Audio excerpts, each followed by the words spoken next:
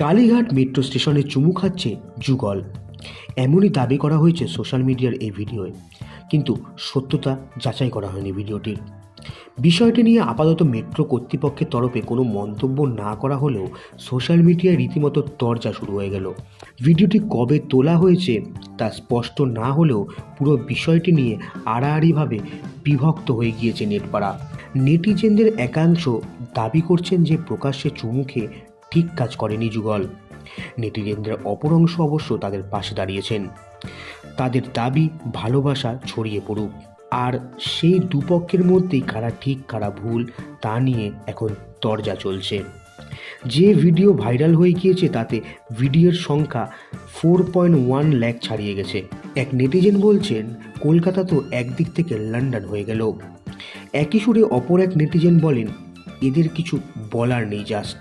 বন্ধুরা, এই খবরে আপনাদের মতামত অবশ্যই কমেন্টে জানান।